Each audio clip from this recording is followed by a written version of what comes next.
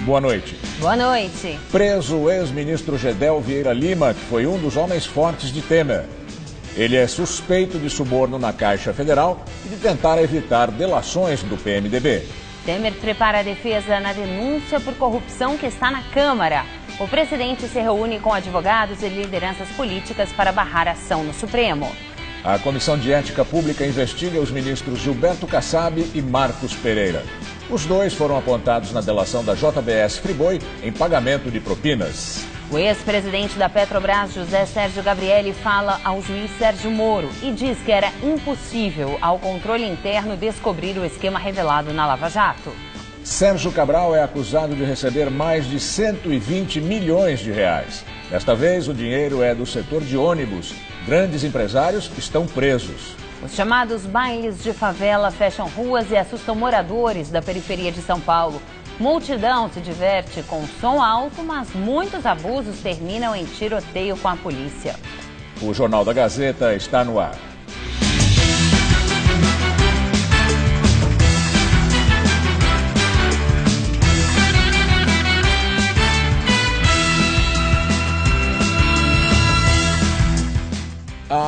Os chamados pancadões ainda são um pesadelo para os moradores da periferia de São Paulo. Apesar de uma lei estadual, em vigor desde fevereiro, que proíbe o som alto em vias públicas, as festas que são combinadas pela internet chegam a atrair mais de 3 mil pessoas nos fins de semana. E com elas, abusos, drogas e até tiroteios. Vai! Tá longe de ser secreto ou de ser surpresa. Na internet, eventos públicos anunciam e a multidão comparece. No baile da Marconi que ela vai dar uma sarrada. No baile da Marconi que ela vai dar uma sarrada. Marconi, Iraque, são festas populares na zona norte de São Paulo. Os chamados bailes de favela fecham as ruas sem qualquer permissão. Para os moradores, o problema é bem pior do que a falta de silêncio a noite toda. Briga, orgia, prostituição, tiroteio, coisas graves, drogas, prostituição infantil, né? Desde fevereiro já está em vigor uma lei que proíbe a realização de bailes funks a céu aberto aqui em São Paulo.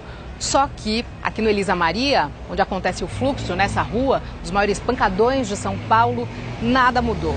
Os transtornos para a vizinhança continuam iguais, toda sexta e sábado até às 7 horas da manhã do dia seguinte. Na esquina da rua Pedro Alba, com a Manuel Aquilino dos Santos, acontece há anos a concentração do fluxo, como chamam os frequentadores. A partir das 5 da tarde da sexta-feira, a rua calma se transforma. E quem vive aqui não tem muita opção. Na verdade, os moradores ficam coados dentro dos lares, né? Aqueles que realmente é contra, né? E acaba se fechando e se trancando dentro de casa. Nem mesmo as janelas são abertas, para evitar a retaliação. Já foram ameaçados? Já fomos. Já teve até mesmo pessoas que querem invadir os lares, né? O homem, que tem medo de revelar a identidade, diz que, para quem tem crianças, é ainda mais desgastante, porque tudo que acontece é explícito. O sexo é à vontade. Isso é feito na rua, no meio do grupo, até no meio das pessoas.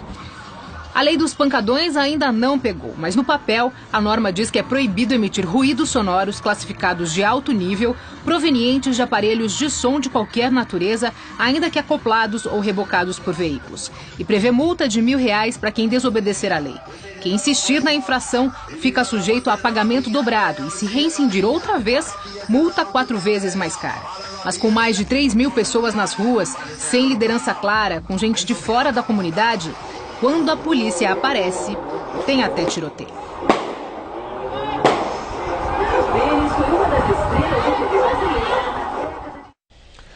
Questionada, a Secretaria de Segurança de São Paulo não se pronunciou sobre as ações de combate aos bailes funk mostrados na nossa reportagem e nem sobre a aplicação das multas previstas pela Lei dos Pancadões. O prefeito de São Paulo, João Dória, reinaugurou hoje os Arcos do Jânio, na Bela Vista, região central da cidade. O espaço foi alvo de polêmica na gestão passada porque foi pichado e depois grafitado. O novo projeto resgatou a fachada original de 1912. As obras custaram quase R$800 mil. Foram financiadas pelo FUNCAP, o Fundo de Proteção do Patrimônio Cultural e Ambiental Paulistano, órgão ligado à Prefeitura. O dinheiro veio de doações e das multas aplicadas a quem não preserva o patrimônio do município. A reforma procurou resgatar as características originais da obra, construída em 1912 no bairro da Bela Vista, região central de São Paulo. Os tijolos de calcário foram restaurados e o espaço ganhou nova iluminação, obras de paisagismo e câmeras de segurança. O local ficou conhecido como Arcos do Jânio durante a gestão de Jânio Quadros. Nos anos 80, o ex-prefeito removeu daqui um antigo cortiço que havia sido construído aos pés do muro de arrimo e que tapava a visão dos arcos. A estrutura de 12 metros de altura foi então redescoberta de forma acidental e se tornou uma referência na interligação da Avenida 23 de Maio com a Radial Leste. Durante a gestão passada de Fernando Haddad do PT, os arcos foram alvo de polêmica.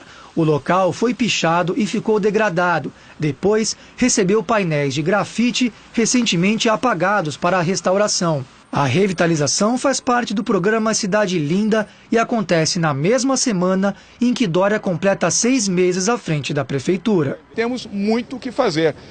Nós reconhecemos a dimensão da cidade e os problemas que São Paulo tem. Mas cabe aqui também um apelo. Se você ajudar a manter a praça, os parques da cidade e der a sua contribuição, a cidade ficará ainda melhor. Durante as obras de inauguração, o prefeito também comentou a situação do partido dele, o PSDB, na esfera política nacional. Ele voltou a criticar o senador Aécio Neves, que mesmo investigado na Operação Lava Jato, teve mandato de volta após ser afastado. Dória criticou a manutenção de Aécio na presidência do partido. Ele tem o direito de se defender e tenho certeza que o fará muito bem, mas o PSDB precisa seguir o seu caminho, precisa seguir a sua rota. Não pode seguir nessa interinidade ou numa circunstância onde o presidente do PSDB tem que responder pelo Lava Jato e ao mesmo tempo pelo PSDB. Eu não considero isso compatível. Está previsto um pronunciamento do senador Aécio Neves do PSDB no plenário do Senado amanhã. Ele deve se defender das acusações feitas pelo dono da JBS Friboi, Joesley Batista. Aécio ainda deve ouvir colegas do PSDB antes de decidir se reassume a presidência do partido, que é ocupada interinamente pelo senador Tasso Gereissati. Mais um esquema de corrupção comandado pelo ex-governador Sérgio Cabral, do PMDB, é alvo de operação do Ministério Público Federal do Rio de Janeiro e da Polícia Federal. As investigações apuram desvios de mais de 260 milhões de reais no transporte público do estado. Cabral já é réu em 11 ações. 10 pessoas foram presas, entre elas o presidente da federação que reúne as empresas de transporte do estado do Rio, Leles Teixeira, o ex-presidente do Departamento de Transportes Rodoviários, Rogério Onofre, e o vice-presidente da Rio Ônibus, da capital, Otacílio Monteiro. Na casa dele, a polícia encontrou R$1 milhão em espécie. A Polícia Federal apreendeu ainda quantias em moedas estrangeiras e joias. Um dos maiores empresários do ramo, Jacó Barata Filho, foi detido ontem à noite no aeroporto do Galeão. A operação teve de ser antecipada depois que a Força Tarefa recebeu a informação de que Jacó embarcaria para Portugal só com a passagem de ida. Ele nega. O esquema de propinas teve os detalhes revelados pelo doleiro Álvaro Novis em delação premiada. Era ele que coordenava o recolhimento do dinheiro nas garagens e gerenciava os pagamentos. Segundo o Ministério Público Federal, as empresas de ônibus do Rio distribuíram R$500 milhões para políticos e agentes públicos, inclusive do Tribunal de Contas do Estado. Quase metade teria sido paga a autoridades com foro privilegiado, cujos nomes não foram revelados. O ex-governador Sérgio Cabral, do PMDB, apontado como o chefe de mais um esquema criminoso, de acordo com a investigação, recebeu a maior parte, R$122 milhões entre 2010 e 2016. A questão dos pagamentos ao Sérgio Cabral continuaram não só após o fim do mandato dele como governador, mas também após a prisão de desses operadores financeiros que fazia essa contabilidade paralela. E a partir de então, o Carlos Bezerra começou a fazer esse recolhimento nas empresas de ônibus. Com esquemas criminosos já desvendados nas secretarias de Obras e da Saúde, os procuradores afirmam que Cabral loteou toda a estrutura governamental do estado do Rio. O Sérgio Cabral, mesmo após ter largado o governo em 2014, ele manteve uma influência política decisiva aqui. Ele tinha muitos créditos a receber da FETranspor, em razão de negociatas que ele fez durante o seu governo. Então, sempre que havia um reajuste, o Sérgio Cabral recebia prêmios da FETranspor e ele distribuía esses prêmios entre a organização criminosa dele. É importante dizer aqui que esse é um dos esquemas criminosos talvez mais antigos existentes aqui no estado do Rio de Janeiro. Todos que estão aqui do estado conhecem esse esquema e, ao mesmo tempo, ele é um dos mais maléficos, porque ele prejudica justamente a população de baixa renda, que é quem usa esse transporte público diariamente. Os procuradores citaram 2 transportadoras de valores usadas pelo esquema, a Transexpert e a Prosegur, encarregadas de recolher e ocultar o dinheiro da propina. Em nota, a FETranspor afirmou que colabora com a polícia e que está à disposição da justiça para os esclarecimentos necessários. Polícia Federal prende o ex-ministro Gedel Vieira Lima, do PMDB, ex-articulador político do presidente Michel Temer e ex-ministro da Integração de Lula. Gedel foi preso na Bahia por determinação da Justiça do Distrito Federal dentro da Operação Cui Bono, que investiga fraudes na liberação de recursos do Fundo de Investimentos do FGTS da Caixa. O mandado é de prisão preventiva, quando não há prazo para a soltura. Gedel foi vice-presidente de pessoa jurídica da Caixa Econômica Federal no governo Dilma. A prisão foi baseada nos depoimentos do doleiro Lúcio Funaro e do empresário Joesley Batista. Segundo o Ministério Público Federal, Gedel estaria agindo para atrapalhar as investigações. O objetivo seria evitar que o ex-presidente da Câmara, Eduardo Cunha, e Lúcio Funaro fechassem delação premiada. De acordo com os delatores da JBS, Gedel teria atuado no sentido de assegurar que Cunha e Funaro recebessem vantagens indevidas. Entre as provas contra o ex-ministro estão mensagens enviadas para o celular da mulher de Funaro, sondando a possibilidade do doleiro fechar colaboração com a Justiça. Antes de ser vice-presidente de pessoa jurídica da Caixa, Gedel foi ministro da Integração no governo Lula e, no início do mandato de Temer, ocupou a Secretaria de Governo. Ele fazia a articulação política do Planalto com o Congresso e com empresários.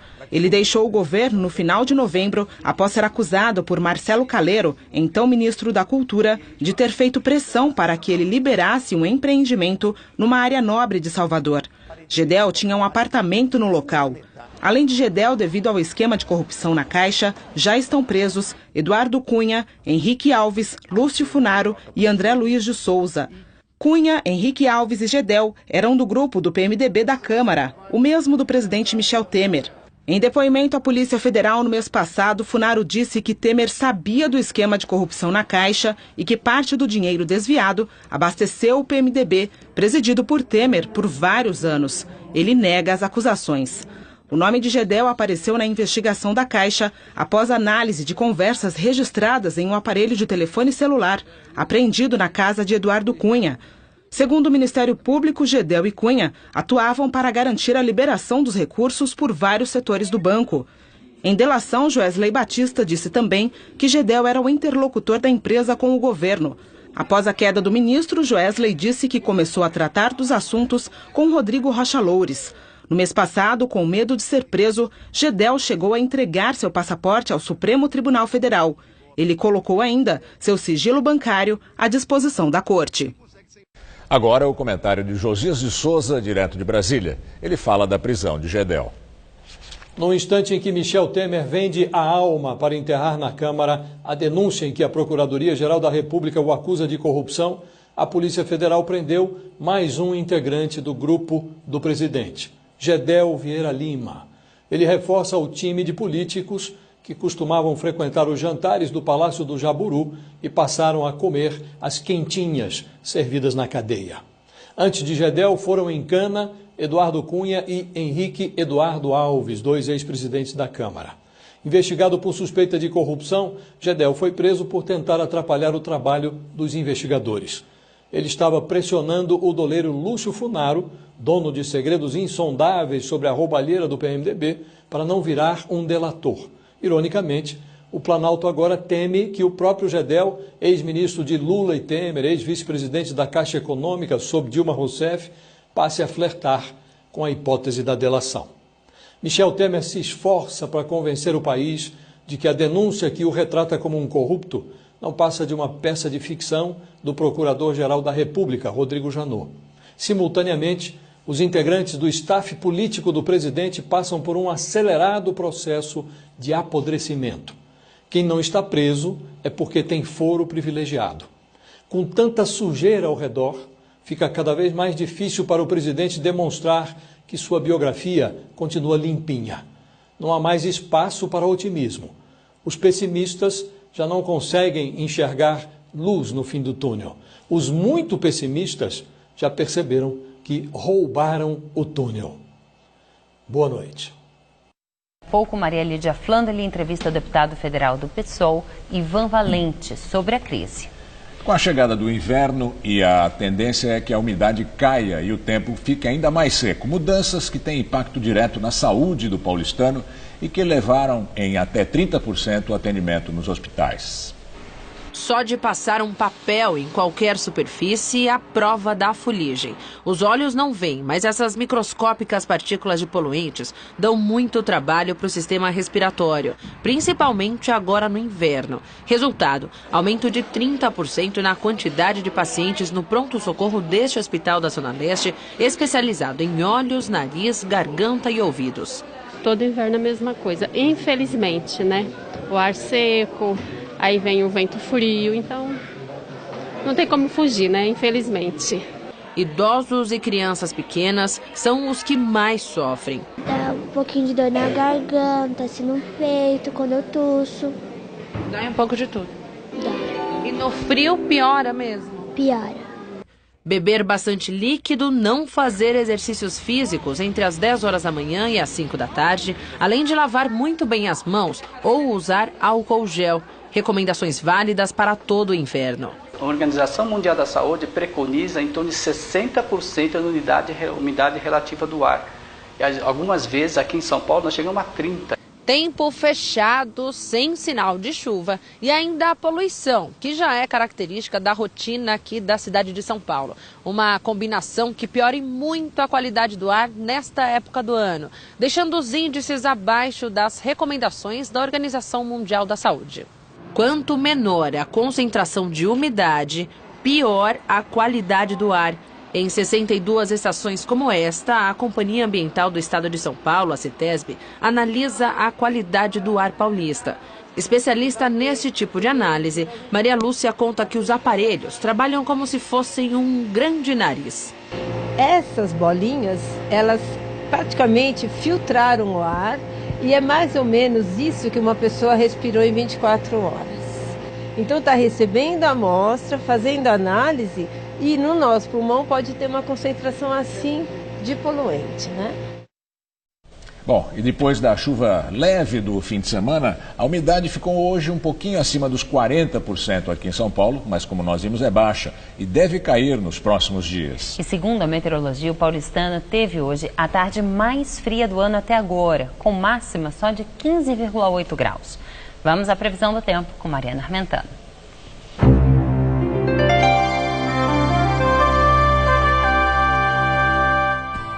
Para os próximos dias, o destaque vai ser a intensificação da massa de ar polar que já está atuando sobre o país. Essa massa vai manter as temperaturas baixas em todo o sul e o sudeste.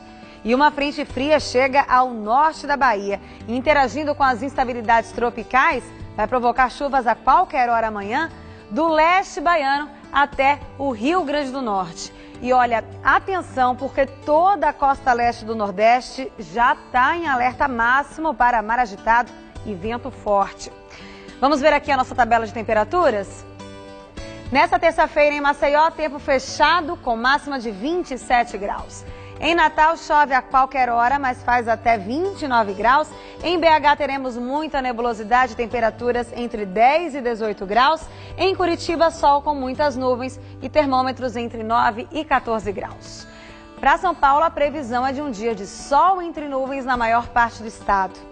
Mas aqui na faixa leste, a umidade que o vento traz do mar ainda favorece a formação de muitas nuvens, o sol aparece pouco e chove a qualquer hora no litoral paulista. Nas outras áreas, apesar da nebulosidade, não chove. As temperaturas continuam baixas. Em Marília, mínima de 8 e máxima de 19 graus. Na cidade de Franca, friozinho também, não vai fazer mais que 17 graus à tarde por lá. E no litoral, máxima só de 22 graus em Caraguatatuba e de 21 graus em Santos. Para a capital, a tendência é de tempo firme e gelado para os próximos dias, viu? Nessa madrugada, mínima de 8 e máxima à tarde só de 18 graus por aqui. Aí na quarta-feira o tempo abre mais, mas as temperaturas não sobem muito. Ficam só em 19 graus durante a tarde. E na quinta-feira a máxima prevista é de 20 graus por aqui. Comissão de Ética Pública da Presidência abre investigação de 6 integrantes do governo, entre eles os ministros da Ciência e Tecnologia, Gilberto Kassab, do PSD, e do Desenvolvimento, Indústria e Comércio, Marcos Pereira, do PRB.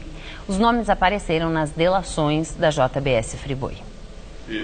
Em delação premiada, o empresário Wesley Batista, da JBS Friboi, disse que a empresa pagou quase 30 milhões de reais em propina para o ministro da Ciência e Tecnologia, Gilberto Kassab.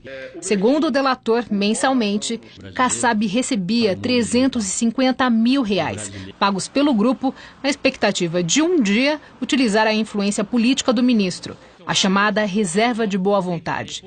Kassab está no governo federal desde a gestão Dilma, à época no Ministério das Cidades. Já sobre Marcos Pereira, do Desenvolvimento, Indústria e Comércio, o empresário Wesley Batista disse que acertou com o ministro o pagamento de 6 milhões de reais. Em contrapartida, Pereira atuaria para a liberação de um empréstimo de 2 bilhões e 700 milhões na Caixa Econômica Federal ao grupo da JBS Friboi. De acordo com Wesley, no ano passado, Marco Pereira, presidente do PRB, o procurou pessoalmente para acertar a propina, que deveria ser paga em parcelas de 500 mil reais por mês. De acordo com o executivo, até o fechamento da delação, foram transferidos ao ministro 4 milhões e 200 mil reais.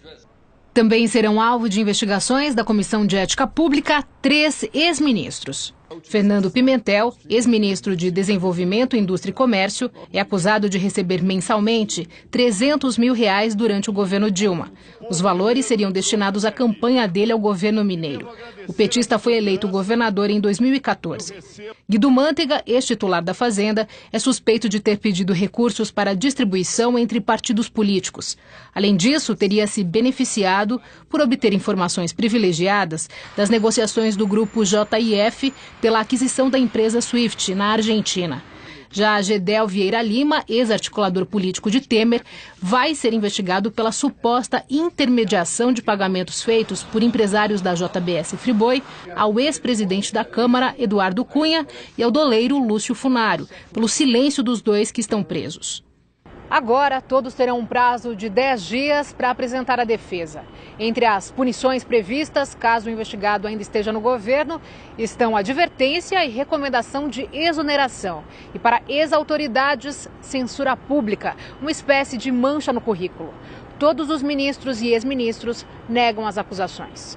Questionado por jornalistas sobre uma investigação contra Michel Temer, já que ele foi citado nas delações da JBS, o presidente da Comissão de Ética, Mauro Menezes, afirmou que não cabe ao colegiado abrir procedimento sobre a conduta ética do presidente e vice-presidente da República. Em abril, quando se tornaram públicas as delações da Odebrecht, a Comissão de Ética Pública abriu investigação contra os ministros Eliseu Padilha, da Casa Civil, e Moreira Franco, da Secretaria-Geral da Presidência, ambos do PMDB, e contra o próprio Kassab, todos acusados de receber dinheiro da empreiteira. O ex-presidente da Petrobras, José Sérgio Gabrielli, prestou depoimento hoje ao juiz Sérgio Moro como testemunha de defesa de Lula.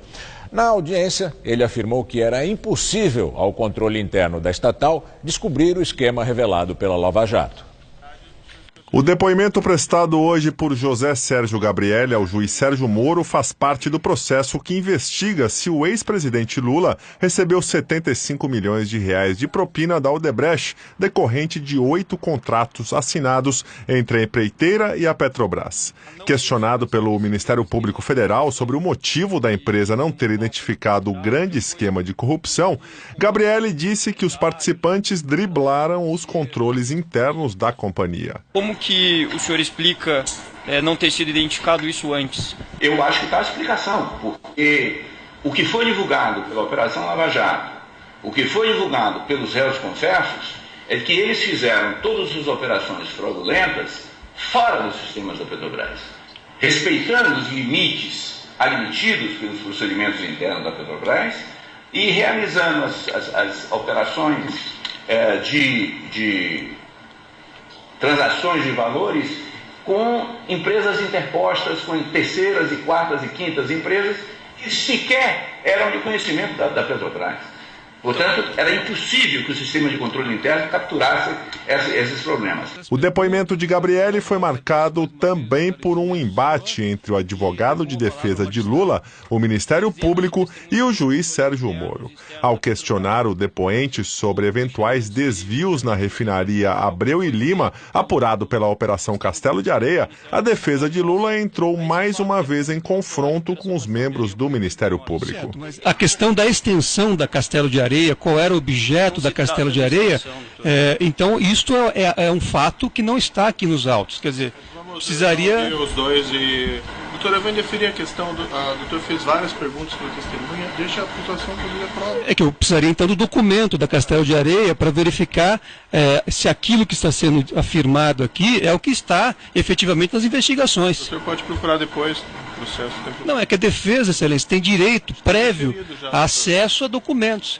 Eu registro então o cerceamento de defesa na medida em que Vossa Excelência está permitindo a formulação de questões estranhas ao material que consta nos autos. E a defesa não tem acesso para poder fazer os questionamentos necessários. Certo, doutor. Fica registrado o protesto, eu ainda assim defiro a pergunta que foi feita, eu acho que vamos prosseguir com o processo. A Justiça Federal aceitou mais uma denúncia contra o bicheiro Carlinhos Cachoeira, agora acusado pelo Ministério Público de lavagem de dinheiro. De acordo com os procuradores federais, o bicheiro e outras 5 pessoas usaram a compra de uma fazenda para esconder dinheiro conseguido por meio de atividade criminosa. A propriedade estava avaliada em 3,5 milhões de reais. E segundo a denúncia aceita pela Justiça, a maior parte foi paga em dinheiro vivo de origem criminosa. Carlinhos Cachoeira foi preso nas operações Monte Carlo e saqueador da Polícia Federal, acusado de chefiar o esquema de exploração de jogos ilegais e corrupção em Goiás e no Distrito Federal. Ele está em liberdade desde junho de 2016. Sem quórum, a Câmara não abriu novamente sessão que contaria prazo para a defesa de Temer. A base governista e a oposição duelam para escolher o relator da denúncia contra o presidente na Comissão de Constituição e Justiça da Câmara. Pela segunda vez, a Câmara não conseguiu quórum para abrir a sessão. Hoje, apenas 19 dos 513 deputados marcaram presença. São necessários ao menos 51 parlamentares registrados. Na prática, o esvaziamento dá mais tempo a Temer. A denúncia contra ele chegou na Câmara na quinta-feira passada e a notificação ocorreu no mesmo dia. A partir daí, passou a contar o prazo de 10 sessões para que o presidente apresente a sua defesa.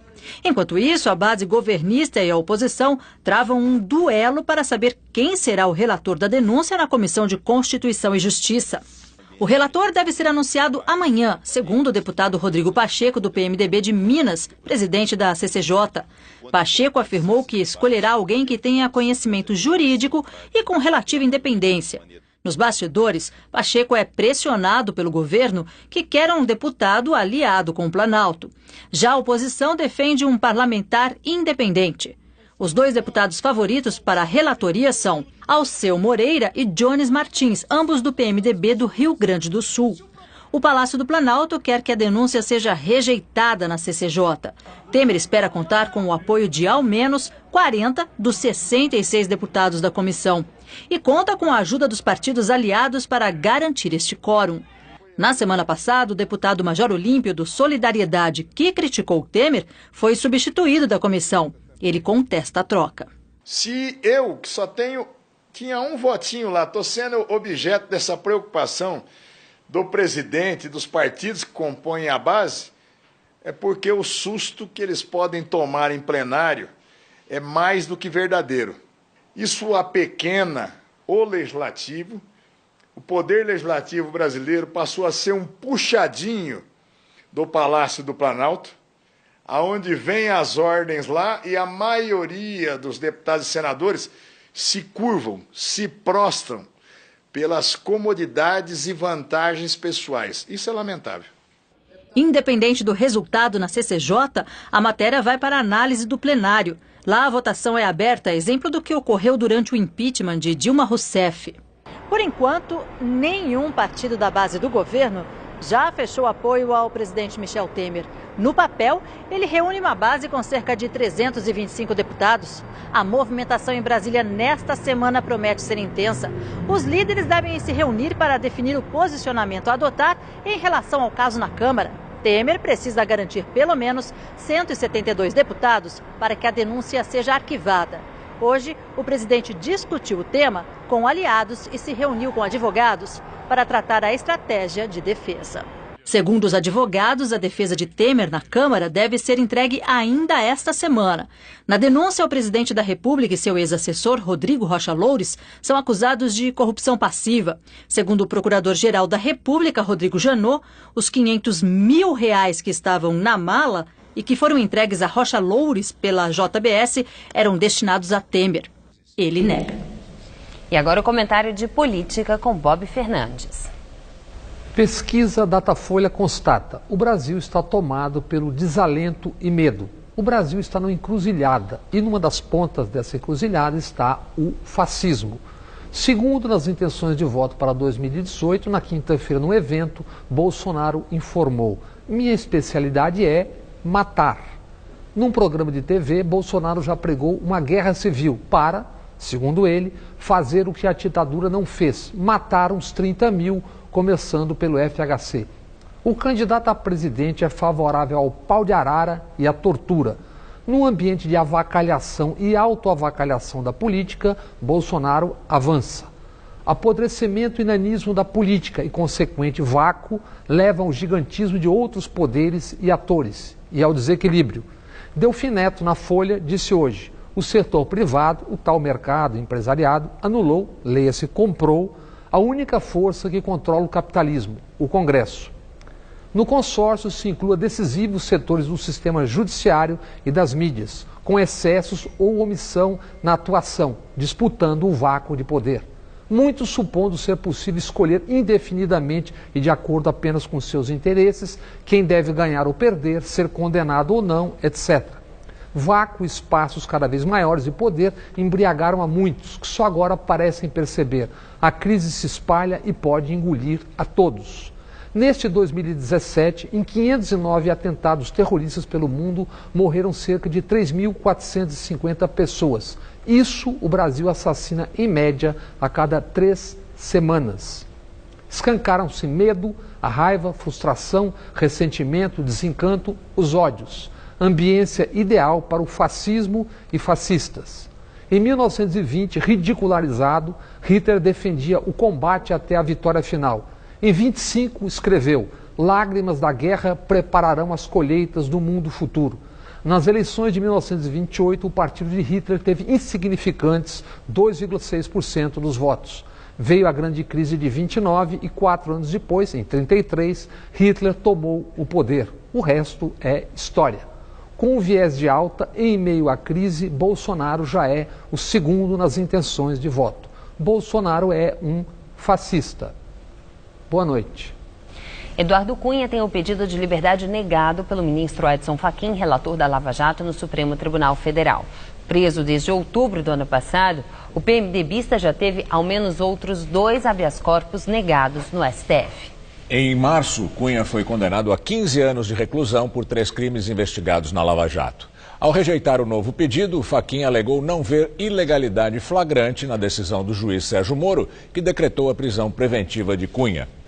Em discurso à Assembleia Nacional, o presidente da França, Emmanuel Macron, defendeu reformas para a modernização do país.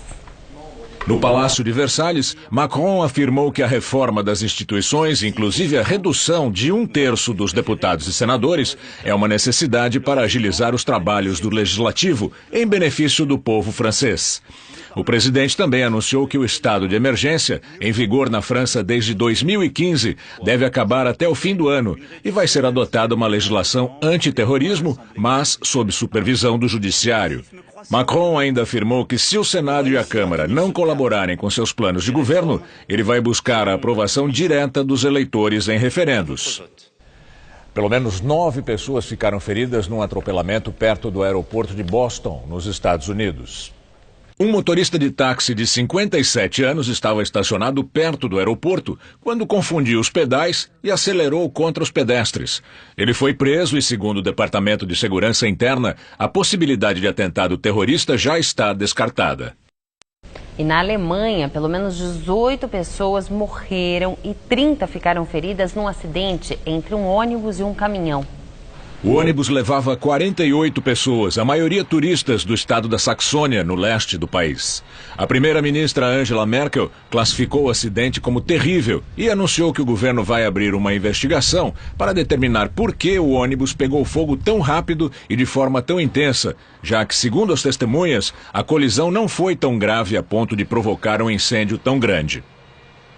Gasto do governo federal sobe mais que o dobro do permitido pelo teto. Pela regra, as despesas da União poderão crescer em 2018 um pouco mais de 3% em relação a 2017.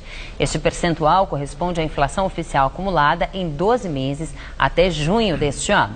Mas a previsão é que as despesas obrigatórias com INSS, aposentadorias de servidores federais e benefícios de idosos e pessoas com deficiência de baixa renda vão crescer 8%. O limite para o crescimento de gastos da União é uma das principais medidas econômicas anunciadas como grande feito do governo Michel Temer. E a balança comercial brasileira apresentou superávit, exportações maiores que importações, de 36 bilhões de dólares no primeiro semestre.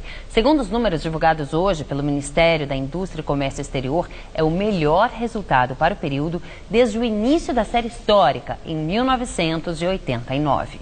Em junho, as exportações superaram as importações em 7 bilhões e 100 milhões de dólares. Esse também foi o melhor junho em 29 anos e o segundo melhor mês de todos, perdendo só para maio deste ano.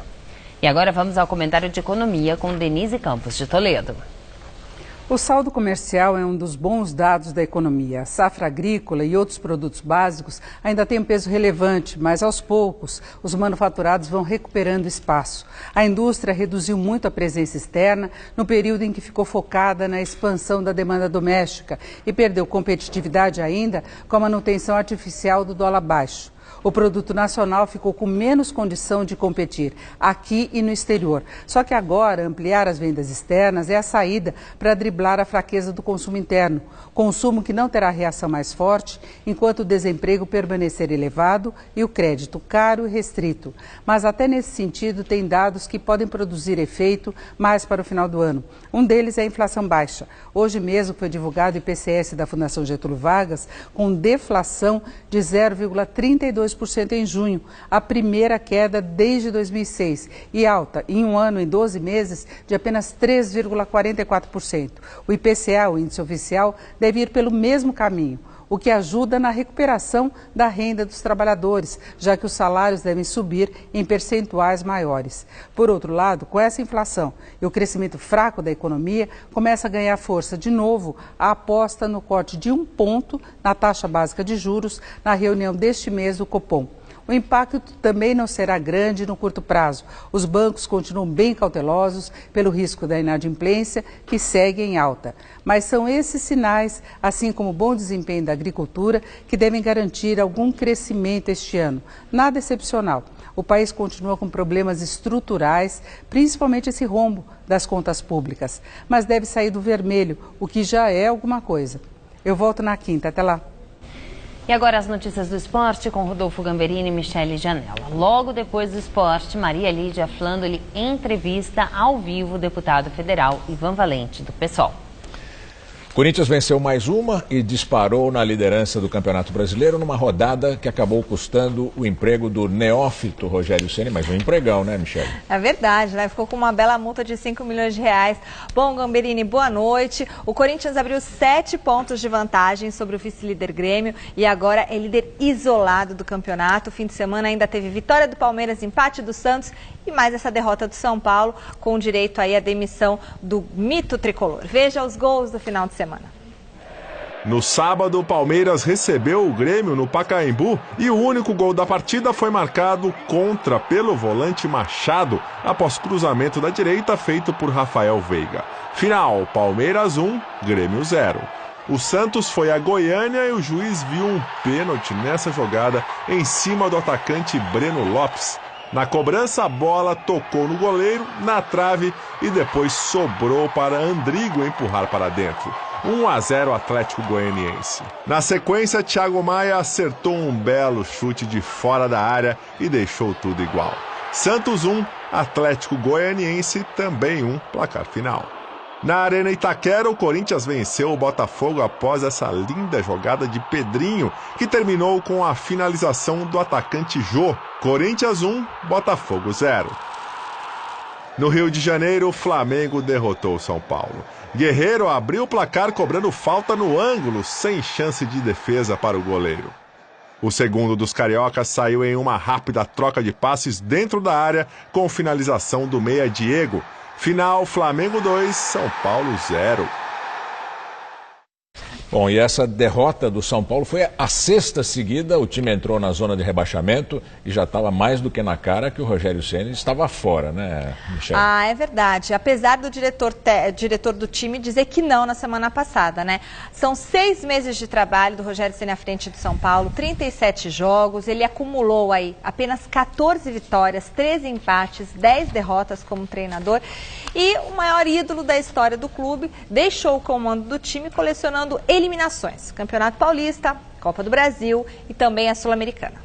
E agora... Após a derrota por 2-0 para o Flamengo no Rio de Janeiro, a entrada do time na zona do rebaixamento e o 6º jogo consecutivo sem vitória no Campeonato Brasileiro, o técnico Rogério Ceni foi demitido do São Paulo. O anúncio oficial foi divulgado no início da tarde desta segunda-feira, em nota divulgada pela diretoria do clube. O Rogério, que esteve à frente do São Paulo por pouco mais de 6 meses, completou 37 jogos no comando, com 14 vitórias, 13 empates e 10 derrotas, um aproveitamento de 49,5%. Esse aproveitamento, inclusive, por ser superior à média de desempenho dos últimos 3 treinadores do clube, dão a Rogério o direito de receber o valor de uma multa rescisória, valor que equivale a 5 milhões de reais. A diretoria do São Paulo e o ex-goleiro, ídolo da torcida, ainda não conversaram sobre esses termos e fica a expectativa se o Rogério vai ou não cobrar e aceitar esta multa. Diretoria do São Paulo que na noite desta segunda-feira se reúne, uma reunião mensal, e dessa reunião pode inclusive sair o nome do novo treinador do São Paulo Futebol Clube. Dos técnicos que estão no mercado, Dorival Júnior, que recentemente esteve à frente do Santos, é o mais cotado. Com as informações do São Paulo, Jonas Campos para o Jornal da Gazeta. E você ainda chama o Rogério de mito? Ainda. Eu acho que ele não foi chamado de burro pela torcida, ele saiu numa boa hora, gente. Mas o Rogério Ceni pegou um atalho. Eu acho que ele foi com muita sede, né, ao pote, sabe? Apesar de ter sido um escudo da diretoria para esse cargo. Mas, assim, o Tite começou aos poucos, né? O Muricy Ramalho, o Luxemburgo, todos começaram em times pequenos para depois assumir um cargo tão grande. O Zidane, por exemplo, fez 3 anos de curso para treinador de futebol, né? Depois foi auxiliar do Ancelotti, depois treinou o Real B para chegar onde ele chegou. Então, acho que o Rogério Ceni tem muita capacidade, mas... não era hora de assumir um time desse tamanho. Não, ainda não. Tá bom, Michele. Obrigado e até amanhã. Boa noite. Até amanhã. Juliana. A seguir, Maria Lídia Flandoli entrevista Ivan Valente, deputado federal do PSOL. Até já. Quem já quis tentar algo novo? Quem já se sentiu pequeno? Quem já achou que precisava fazer mais? Quem evoluiu? Quem se engrandeceu? Quem arriscou? Você tem muitos motivos para seguir em frente e um só banco. Bradesco, pra frente.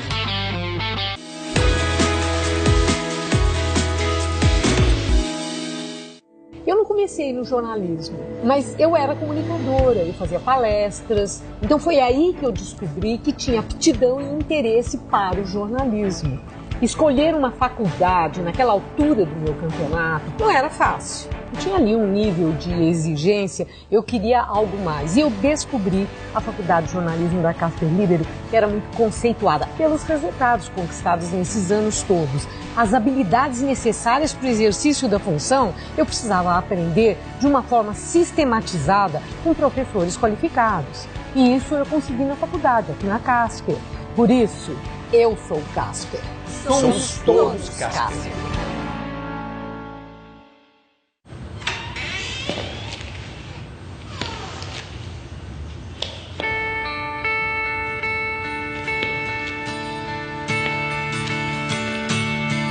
Been so long since the last time I saw your face.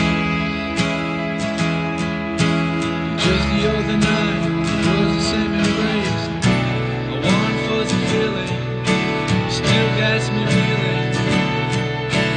Like that kid who used to be a chase.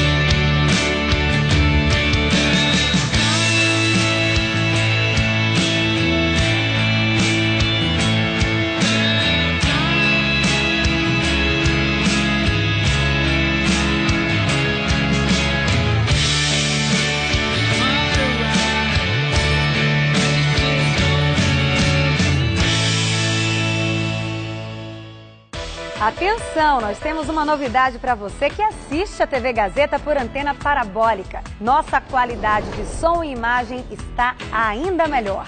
No satélite C2, nosso sinal agora é digital. Para sintonizar, basta seguir os novos parâmetros de recepção. E no satélite C3, você assistirá dentro de alguns dias toda a programação da TV Gazeta com qualidade Full HD. Para mais informações, acesse tvgazeta.com.br/área de cobertura.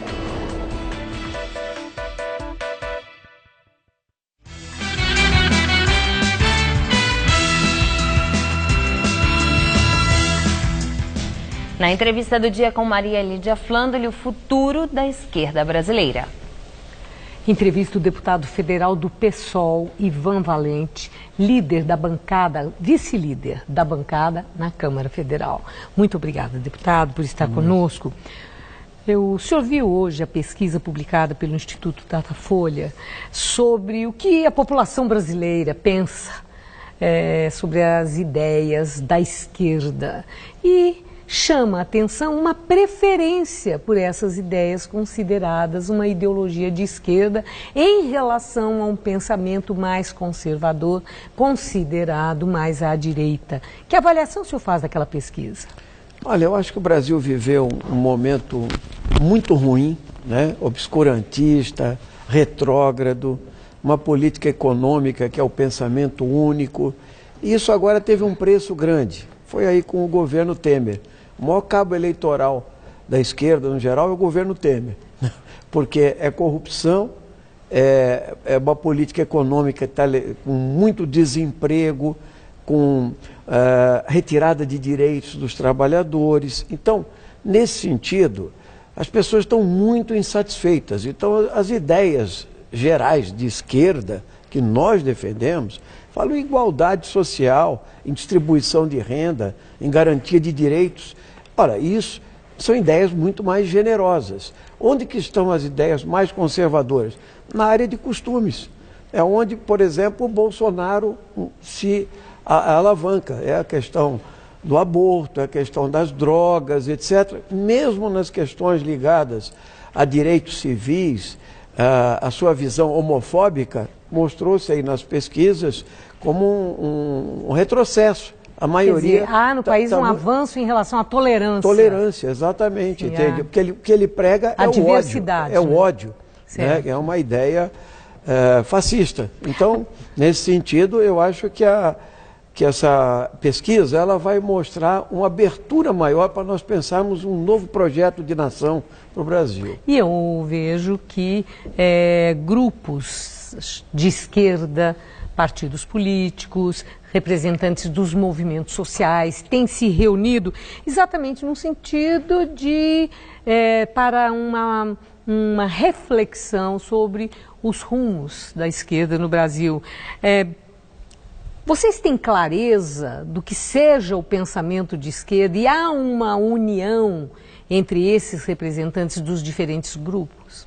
Ora, a esquerda viveu experiências diversas no nosso país. Quem liderou a esquerda durante décadas, né, foi primeiro o Partido Comunista Brasileiro e na década de 80 para cá o Partido dos Trabalhadores, que eu fui fundador, inclusive, e saí depois de 25 anos.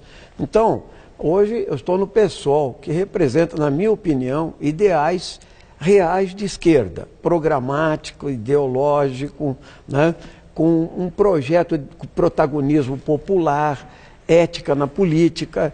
Bom, lógico que para nós, estar junto com os movimentos sociais, com aqueles que lutam por direitos dos trabalhadores, é essencial. Segundo lugar, não valorizar excessivamente a institucionalidade. O parlamento, embora a disputa institucional seja fundamental, tanto que nós estamos lá e assim por diante. Agora, os partidos hoje passaram por experiências, o PT passou. E desgaste também. Um desgaste grande de poder, de ter que ter carimbado pela direita brasileira como um partido corrupto. E as revelações da Lava Jato sim, que mostraram que houve um envolvimento e desvios enormes com políticas de alianças espúrias, com financiamento privado de campanha, que é o que a gente procurou se preservar. Mas mais do que isso, a adesão a uma agenda liberal em matéria de transformações sociais e garantia de direitos. Agora, deputado,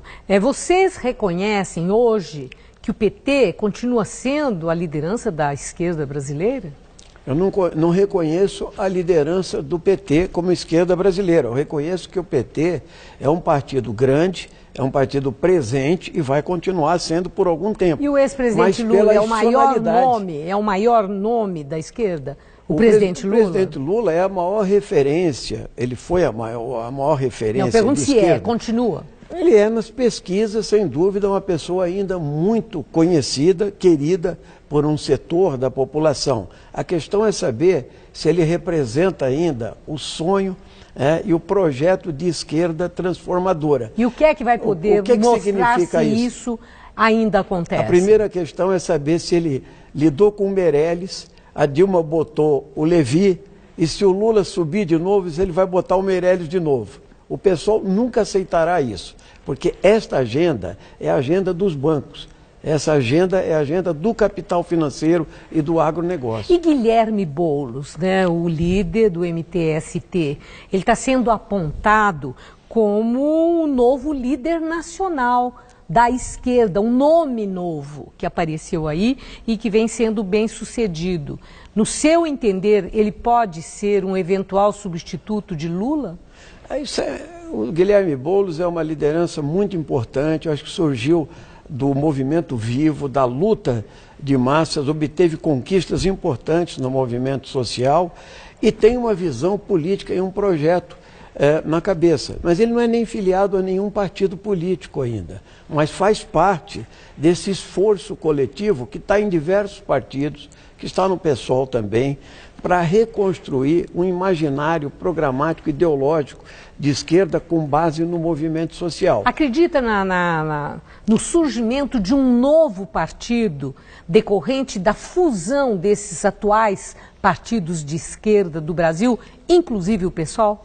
Eu acho que a fusão de partidos de esquerda ou a criação de federações que pode ocorrer, Maria Lídia, de acordo com uma reforma política, não é simples de fazer. É muito mais provável que setores que têm uma afinidade programática acabem se juntando para fazer algo maior, que passe além de um partido, né, mas que represente uma frente. Pode ser, mas não quer dizer nada ainda.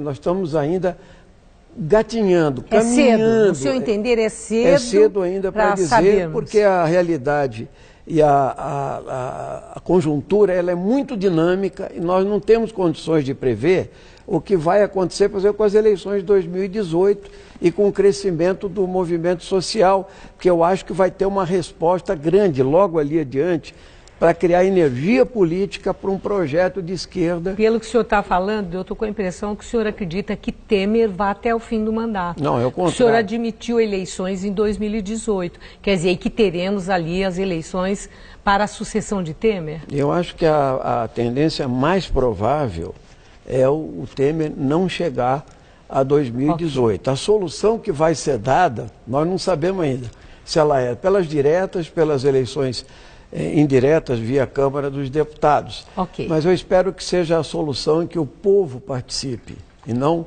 um conjunto só de parlamentares. Muito obrigada, deputado. Uma boa noite. Eu que agradeço. Gamberini. O Jornal da Gazeta termina aqui. A edição de hoje pode ser vista no site do Jornal da Gazeta. Eu te espero em nossa edição das 10. Até já. Boa noite e até amanhã.